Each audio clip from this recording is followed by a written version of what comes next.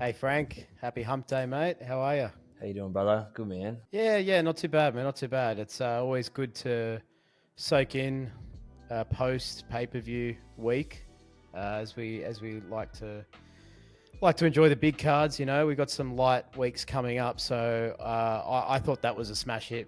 UFC 295, MSG, couple of really big title fights, and a lot of movement in both the heavyweight and light heavyweight division, respectively. Let's start with the main All event finishes being. too. Yeah, mate. It was the shortest main card of the year. Is that right? Yeah. I think it was 20 minutes and something seconds, 21 minutes total for the main card. But yeah, all finishes, all KOs or TKOs too, which is in the first or second round. Yeah. I guess easy night if you're a judge. Yeah. Maybe not the easiest night if you're a ref, but we can get into that in a bit. But Yeah, nice. yeah, I guess good segue. Light heavyweight event. You know, we've got Alex Pereira winning by a TKO inside of round two with some consecutive elbows to the temple against Yuri Procházka, who has taken it quite well. But I suppose where we could start is maybe with the stoppage before we sort of talk about the win and the loss. Mark Goddard, who, you know, is, in my opinion, one of the best refs. He controls the action. He handles the more unique or abnormal scenarios quite well. He jumped the gun a bit here, in my opinion. I think you know, most people's common opinion, or at least initial reaction, was that it was an early stoppage. I think the only thing he could maybe use to say that it wasn't was the fact that there was somewhere in the vicinity of 10 consecutive elbow strikes to the head. But my opinion is that he just wasn't in a position to see how Yuri was taking that. We never really saw Yuri's face until he ripped him off. Yeah, I think it was the two different angles. So the first angle that was live to air was like, don't stop there. Like, what are you doing stopping it? My initial thought was maybe he might have been stepping in because of illegal elbows or sections of the part of the head that he shouldn't have been hitting. That was more likely to me than it being a finish. Then they showed the other side of the angle afterwards, and I thought, okay, maybe he's got a point here. His arm did go limp. He wasn't, there wasn't a lot of defense, correctly defending himself in a way that he didn't have a choice other than to stop it. So I can kind of see both of it. And the fact that Yuri did come out afterwards and say, hey, I was out. He's not a ref, so I don't know. And he's probably not the best person to be making that call about his consciousness. He can make the call on his consciousness, the fact that he wasn't there, but is there any reason to say that's not a valid point? Because at the end of the day, I feel like him saying, hey, I was out, I feel like case closed, right? Yeah, I mean, it's funny. Like this is the same guy that vacated the title for the goodness of the division, which we all know is a bit of horse shit. I'm sure he was incentivized to do so or spoken to and motivated to do so. Now, in the same sentence and breath of air that he's saying, good stoppage by Mark Goddard, he's also saying, oh, if there was a few seconds, who knows, Yeah, So yeah. He left the door a crack open there with accepting it. But look, I guess it makes it easy for everyone to move on and not make a mountain out of a molehill with the stoppage. Look, at the end of the day, he did go down. He was elbowed in the head quite consecutively. He took a bit of damage there, and Alex Pereira won the fight. So, I mean, good news is light heavyweight gets a new champion, and someone that seemingly is quite active, uninjured, wants to stay in that division, wants to defend the belt. First call out was to a middleweight, being Israel Adesanya, to try and bring him up. What are your thoughts on that? I think Izzy's not going up to light heavyweight anytime soon. I think the next thing for Pereira, what I would like to see, obviously there's a lot of options. Probably the two people that you could have given it, I mean, you can't give it to Jan because Jan's coming off a loss. Rakic is coming off injury and probably slid a little bit down the rankings a bit. I'd like to see Anthony Smith because I think that there is a little bit of beef between them. It's a good filler in between letting the Jan and Rakic play out, because I think that they're probably going to be the winner of that will probably get Pereira next. But I think in the interim, I think Anthony Smith could be a really good, an easy matchup like just to make, not easy matchup for either of the people fighting, but it's like, it's just an easy one to make and put on in the interim, because you could probably do that January, February, and smash it out. Get Anthony Smith to fight Alex Pereira for the belt. Yeah. Yeah, I mean, look, he's well liked. I'll give him that. It's the beef that they have. One fight win. Yeah. I suppose in a pinch you could sell it, but the bigger question probably is how soon is Jamal Hill ready? Because if Pereira is going to be at least 3 months out, looking at the new year, we're already quite booked up, I think, in terms of pay-per-views as well. So I feel like Jamal Hill might be back in that first 4 months of the year, but if he's not, I suppose Anthony Smith's an option. I like him, but he doesn't really have the wins to kind of rationalize it. I'm more thinking that Magomed Ankalaev fight with Johnny Walker, that's been rebooked. January. That seems to be the title. But yeah, that seems to be the one for me, because Pereira's not going to fight for the rest of the year. Probably won't fight for the first couple of months of the new year. Assuming we get a result with that mess of a situation with Ankalaev and Walker, we might have a contender there. I'd like to think. Yeah, I think the Anthony Smith thing, it's not like a meritocracy thing that Anthony Smith should be the guy. I'm thinking, and this is the story of his career, I think it is a product of timing for him. And I think this, because Jamal Hill is going to be that guy next, he's too far down the track to say, hey, look, that he's next for Pereira. I'm like, we could have another 6 months between then and then, 6, 7, 8 months. And I reckon someone like Anthony Smith would be game either towards the end of the year or start of next year, because Pereira has taken nothing. He says he wants to stay active as well. And I think throwing one in the mix between Jamal Hill and Pereira isn't a bad idea to keep everyone active and keep the division moving. Yeah, it's interesting, because I'm looking at the rankings now, and that top 10 is, if we look at, let's say, top 8, where Anthony Smith falls in at 8, everyone's pretty much booked. You've got or injured, respectively. Yuri Procházka has just been knocked out. He'll take some time off. Yeah. Jamal Hill, he's got a bit of recovery left to do with that ACL, I think it is. Then you've got Magomed Ankalaev. He's booked with Johnny Walker. That leaves Nikita Krylov, Alexander Rakic, and Jan Blachowicz. So it's rumored that Rakic and Jan are going to be fighting. Yep. That seems to be in the works, which, to me kind of speaks to, all right, well, they're going to have all these contender fights. Pereira's probably going to take a few months out, and then they'll pick someone from all those fights. In the wings is Anthony Smith. If they feel like they need to fill a card, and if Pereira is pushing to fight, I think he'd be happy with that. Like we said, it's a product of time and a product of the division being a little bit light and top heavy. Like someone like an Anthony Smith, just because of currently booked matchups and injuries, he could slip in there, for another shot. So see how it plays out, but at least it's not messy like interim title shots. Yeah, for sure. It's a perfect segue, I guess, into the interim heavyweight championship as the co-main. Our boy Tommy Aspinall got it done in impressive fashion. He took a couple of shots to kind of find his feet and find his rhythm, but an impressive 1-2 down the pipe, and then some good follow-ups.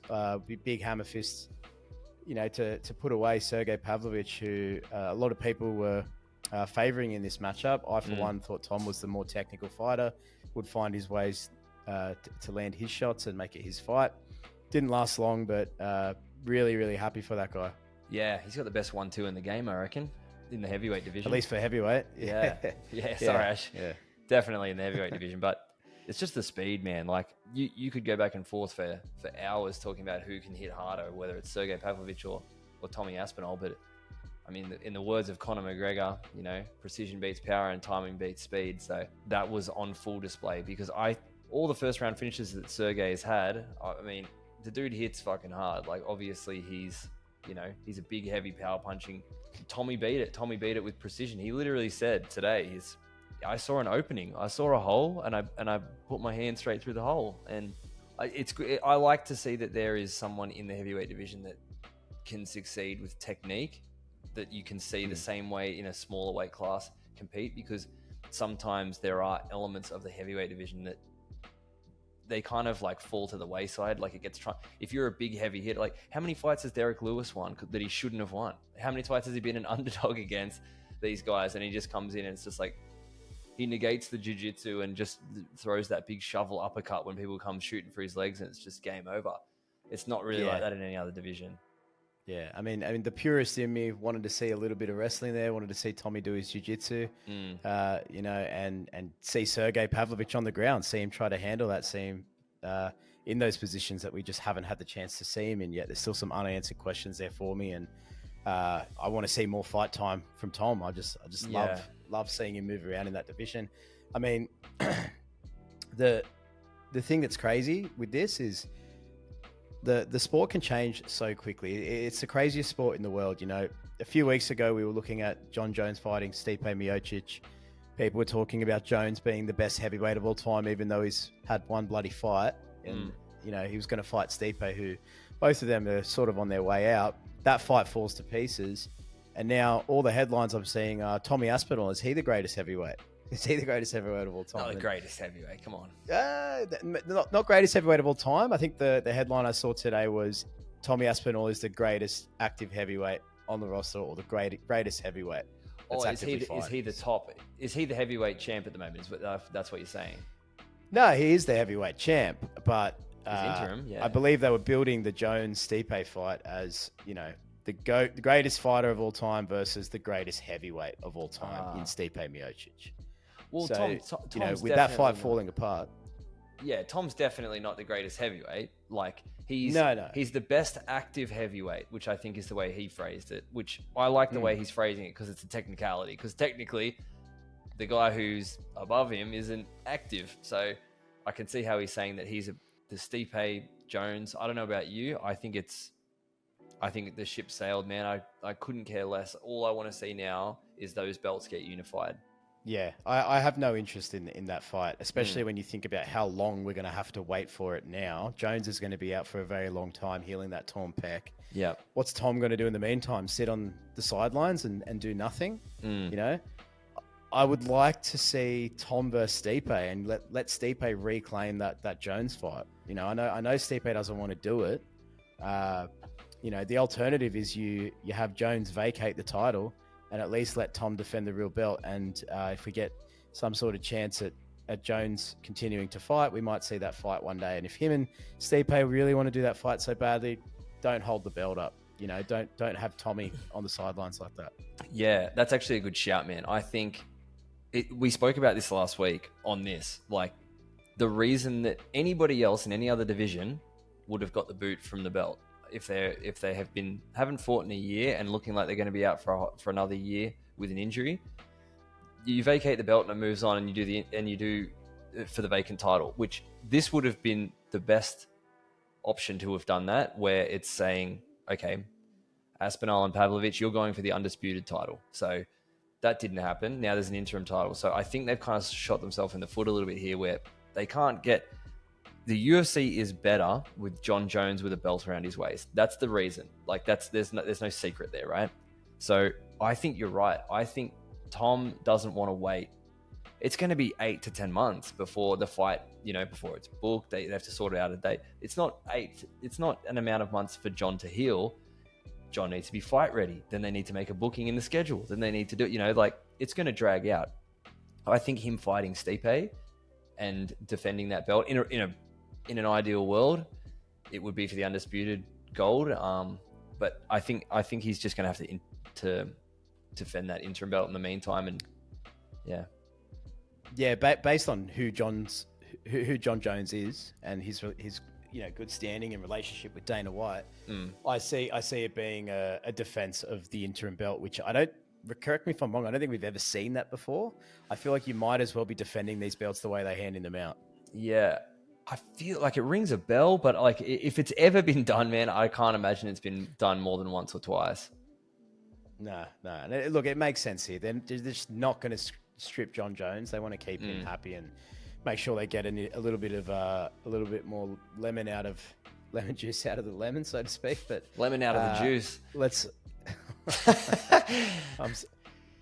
I'm a bit scrambled today, mate. But look, we'll see. We'll see what happens. I'd like to think Tom can stay active, whatever that means. Whether that's he fights Stipe, or whether he defends against. The thing is, if he fights anybody other than Stipe, it just doesn't make sense. What's he going to do? Get a rematch with Curtis Blades and correct that wrong? Yeah, sure. But then what? We're looking at Curtis Blades being the interim heavyweight. It's a mess of a situation. I think the more they sit and think about this, and the more that time passes, and Tom continues to talk and gain in popularity, and he does more media, people are going to want to see him fight. They're going to have cards in London coming up, in England somewhere, in the UK, in the next first quarter of the calendar year. They're going to want him on that card. Leon Edwards. Whatever that looks like, whatever money they need to throw at Stipe, just do it. Give him the same money that they were going to give him for John Jones. Who cares? Yeah, imagine an English card with... You got the heavyweight champ in Aspinall, and Leon is successful in December against Colby. That I know Dana likes going to London and doing that. Those type of events with, your co-main and your mains automatically set there. That'd be unbelievable. But yeah, just one last thing. Like Stipe, I don't think would ever take it. I don't think he's going to take this against Aspinall anyway. Like irrelevant of belts. Like if all belts were off, I think the matchup of Stipe and Aspinall is great, but I just don't think... I think he wants one last big payday, and I don't know if him and Aspinall is going to do that. And I think that's the only reason. I think he's happy to hang out for that John fight, and then whatever happens in that, he's going to sail off in the sunset. He's getting up there in age, so... Yeah, absolutely. And if you think of what they were trying to negotiate with Francis Ngannou on the way out, they wanted to pay him a different amount for his fights with John Jones, but have a standard contract for any other fight. So Stipe's contract for that agreement was on the proviso that he was going to fight John Jones. It doesn't take a genius to work that out, but they're just not going to give him that money to fight anybody else. Yeah. Unless they change their mind and they decide to do that now that they've got an interim belt and Jones is taking a while, and they need to do something. But I think Stipe also cares a little bit about that legacy, and he has a gentleman's agreement with John that they're going to hold this up together. Sounds like it. Yeah. And he probably, to be honest, favors himself to beat an older, John Jones that has come up from light heavyweight than the young, new generation heavyweight in Tom Aspinall, who to me looks like a world beater. Just like the only time he's looked in trouble really has been when he broke his knee as a freak accident in that Curtis Blades fight. So. Yeah. Anyway, we'll see how what happens, eh? Yeah, we'll see what happens. A couple of light weeks coming up, but we'll catch up next week. We'll digest some things locally, maybe some things internationally, and start looking towards the last pay-per-view of the year, mate. You have a good rest of the week. You too, brother.